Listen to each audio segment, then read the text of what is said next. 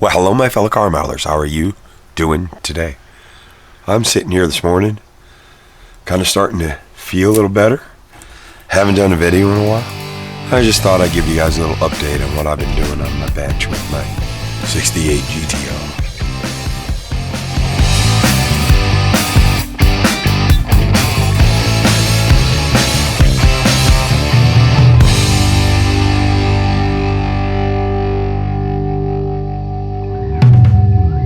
If you're on the Luka Model Car Hobby Headquarters Facebook group, I've made a couple of update posts on there. Did a little mock-up of my GTO super stock car, kind of the late 70s, early 80s era of super stock racing is what I'm going for.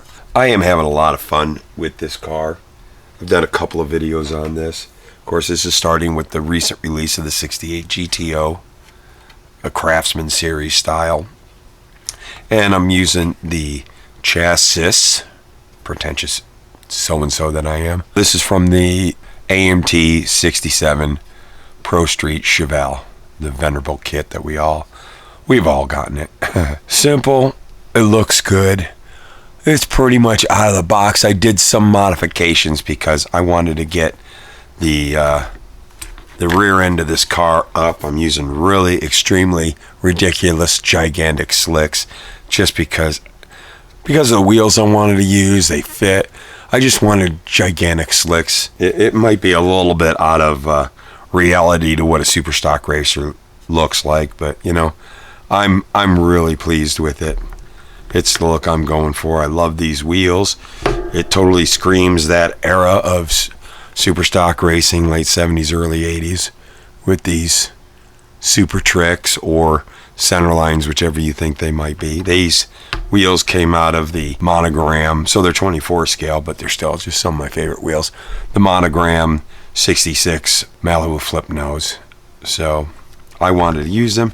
If you recognize these are these gigantic slicks that come in all the old 80s Monogram drag cars, from funny cars, Top Fuels, or Pro Stocks. They all had the same slick in there. It's gigantuous for a super stock car, but I don't care. I opened up the wheel well just a little bit, took all the chrome off because I hate chrome around the wheel well openings, and I've been working on getting rid of the chrome down, you know, the rocker chrome. You can see still a bit of sand in, but I've been just working that out, blocking it out. This been sanding my whole body while I'm doing that, and the emblems that I want to keep, I put a little tape on them to protect them when I'm sanding. And this sanding a body, now this is something, this is an interesting question, which I should do this as what's the FAQ with Matt, or AKA Luka, on the Scale Model Car podcast. That is something I'll bring up on maybe the next one. Cleaning bodies when you get kits, everybody washes, which is not a bad idea. There's this I don't necessarily believe there's always, it comes from machines moving and stuff like that, so you're going to have a little bit of oil in the air at an industrial shop, so there always is going to be some kind of residue on styrene when it gets out, but it's pretty clean popping out of those things. This blah blah about releasing agent, I may be in the past, but they don't do anything like that when they're making injected styrene plastic stuff. So, but whatever, it's good to clean your body, but honestly, I have never ever cleaned. I've never cleaned. 38 years of model car building, never cleaned my styrene pieces. Now, this is me. It's completely up to you. I know there's people freaking out there right now that, Luka, you're an idiot, you're wrong. Well, how wrong can I be when I build models like this and I don't have any contaminants in my paint jobs? This is why. Because it doesn't matter, because you know what? I sand and scuff with a pad, dry and wet sand, every time I get about it gets scuffed, because I want to remove parting lines, and these edges need to be knocked down a bit on any body comes out of a mold. Plus, I'm always kind of changing things, like getting rid of chrome emblems and stuff like that. And then I do constant primer sessions. I prime using my automotive lacquer base spray can like Duplicolor. That's the only type of primer I use is lacquer base primers. That's the way it's been for 30 years for me. Never had issues. And I'll use Duplicolor and even the Tamiya. That's what the Tamiya cans are. If you were to have Duplicolor and Tamiya cans, and I've said this before, primer, and you sprayed them, they smell exactly the same. They're lacquer base. That's the thing. That is the key, lacquer base, because you can put anything over lacquer. It's the other way around. Lacquer can't go over, enamels and stuff like that. So it's always good to have a lacquer base primer. Well, I primer, I wet sand, I primer, I wet sometimes 2 to 3 times. That makes sure that, like I took an emblem off here. I don't want that to ghost. All these, the chrome on the rockers, I don't want that to ghost back. And that's how I keep that from happening. But because I do all that, I've never had an issue with contaminants on my styrene when I paint, because I have done so much wet sanding and even like prepping all even small parts, like this steering knuckle here. I've kind of gone over it, getting rid of parting lines and whatnot, and painting. I don't clean any of this stuff. None of this been cleaned, but it was properly prepped. Like this is Tamiya matte black. But I first did primering, and then semi-gloss and gloss for all the components here, so they kind of look a little different than the floor there and the frame. A little bit of contrast, but you don't see any issues in the paint, do you? And you want to know something? I'll tell you a little trick here. You know this? You know how these are chrome in the kit? I don't even strip chrome. I will get rid of parting lines. That takes the chrome off from sanding and scraping parting lines. And then I just primer it and I paint. I primer and paint over chrome. I don't really worry too much about stripping chrome these days. I haven't had any issues. Yeah, if you scuff the chrome, the lacquer primer will bite into it. Now, bumpers and all that, if I want to do something that's big like that, I'll strip that just to play it safe. But yeah, the chrome was not stripped off of any of that, and I did keep the chrome because I'm going to touch that up with panel liner. I wanted the coilovers to stay chrome, and I worked around the chrome, where the parting lines were, to get rid of that, and kind of hit them. I did what I could, but yeah, nothing. I never ever busted out any of this stuff and put it in water and soapy water and cleaned it. Now this is how I build. A lot of people are going to say I'm wrong, and that's fine, but there's the proof. It's just how I've done it for 30-something years, and I've just not had issues. So if they're cleaning that has to be done with all the sanding and prep and wet sanding and stuff that I do with my model parts, well, that kind of cleans it in itself right there. So what does it matter? Now, something I wanted to talk a little bit over, like this is all completely out of the box stock, all the parts from the AMT 67 Chevelle Pro Street.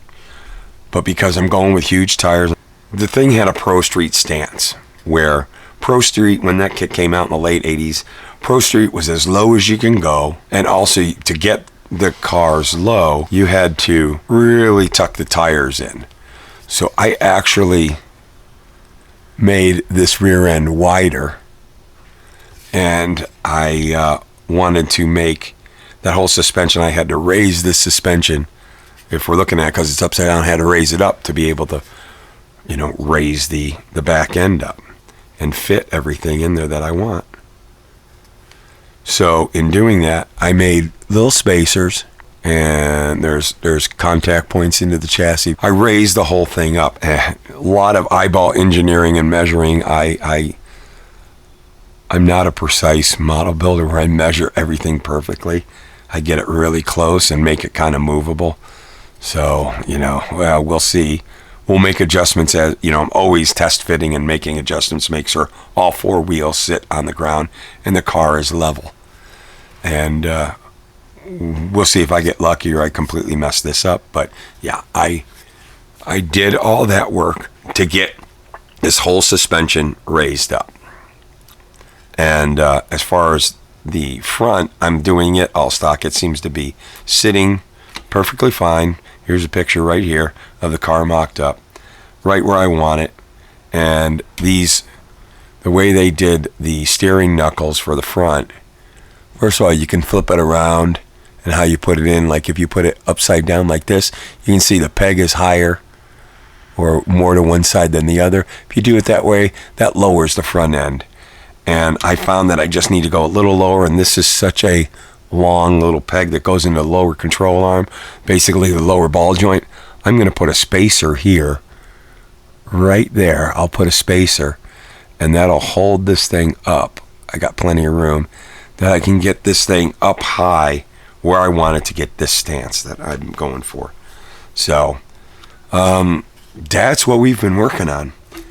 I'm really looking forward to, getting this thing going.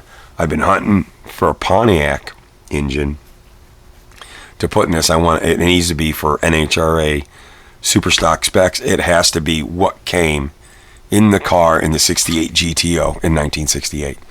So hunting down a Pontiac 400 has been challenging. I've got it figured out, but that's for another video.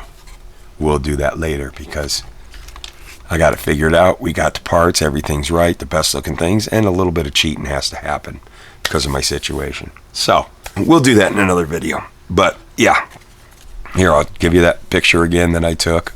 So I'm not going to mock this up right now. I'm doing too much work. And of course, if you didn't see this video right here, I talk about me getting plans to doing this. And I talk about the model that I'm kind of like, it's from memory, from a car I saw back in the mid-'80s. I have no pictures of it, so it's all recollection. It was a car I saw on the side of a gas station on 7th Street in Phoenix, Arizona. And that car made such an impact on me. I was like, if I ever had a super stock race car, this is what it would be.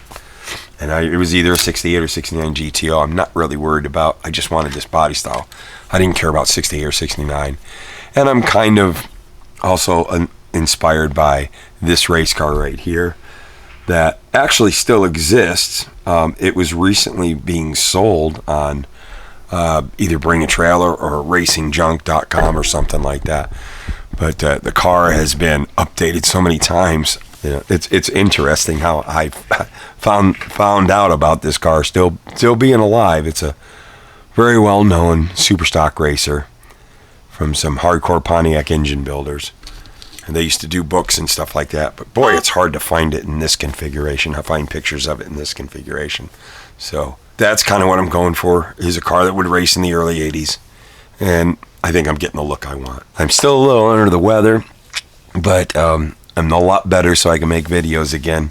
That's why you didn't see any from me for a bit. And we even had to postpone the Scale Model Car podcast. So we are going to be doing it, recording it this Friday, and we should have it out next weekend, and we'll get back on track with that. So I want to thank you all for watching. I hope you enjoyed this. See what old Luka C's up to on the bench. I've actually been really getting into doing some bench time. I'm really enjoying it.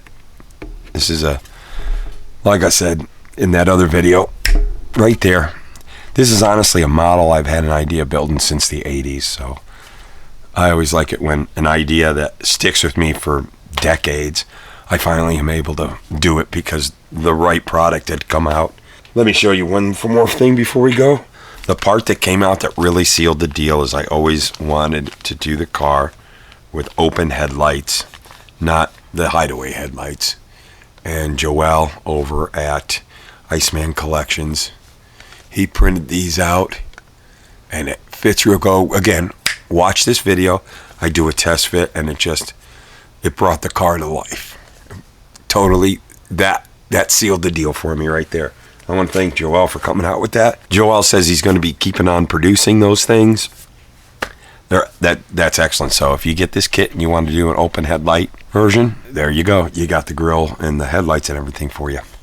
So anyways, we'll go back to this. I want to thank you all for watching. Keep on building model cars. Why? Because they're fun.